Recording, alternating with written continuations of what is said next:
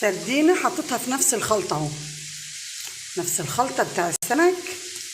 حطيت فيها السردينة بعد ما خلصت قلية السمك، سايباها كده بقالي ربع ساعة اهو علشان تتبل فيها، وعصرت عليهم كمان ليمونة وسايباها تاخد من التتبيلة. ايه ما شاء الله سردينة بلدي مش مجمدة كده في نفس الخلطة بتاعتنا.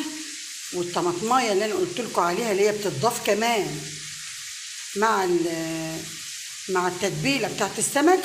لو قطعنا طماطمايه مكعبات صغيره وحشنا الميه اللي فيها عصرناها في قلب التتبيله وسبناها بالطريقه دي بتودي السمك في حته تانية خالص، غير ان هي اساسا بتشيل لو اي زفره او اي حاجه. بس انا الحمد لله ما بسيبش زفره في سمك ولا حاجه. انا هسيبها كده تكمل لغايه ما اكمل القليه بتاعتي، وان شاء الله هوريكم بعد ما تطلع من الزيت شكلها عامل ازاي.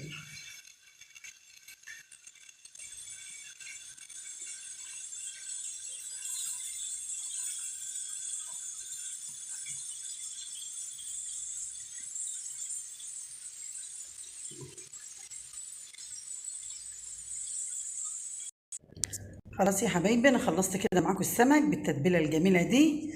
ما شاء الله شكل وقرمشه ما اقولكوش على الحلاوه، يعني كاميرا التليفون ظلمه والله. ما شاء الله كان معايا السمك حمرته بالطريقه دي،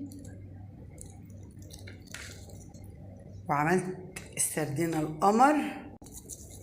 القمر دي بنفس الطريقه. بس دي بقى انا مش محمراها بدقيق، انا محمرها برده. انا ده متحمر بدقيق عادي وفي الخلطه وفي المعلقتين النشا، لكن دي انا محمراها بالرده عشان كده عادشه اللون الغامق ده.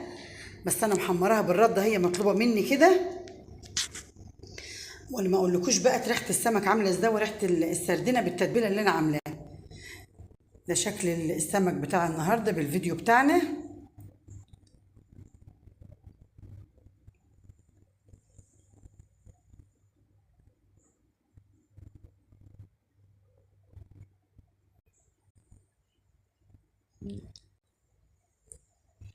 ده الشكل النهائي، يا ريت يكون عجبكم. اشوف حضراتكم ان شاء الله في فيديو جديد. كل سنه وانتم طيبين، ويا ريت اللي عاوز يشوف اي حاجه ولا اعمل له اي وصفه يكتب لي في الكومنتات، واللي عنده اي تعليق برضو يكتب لي في الكومنتات. واشوفكم في فيديو جديد، وكل سنه وحضراتكم طيبين.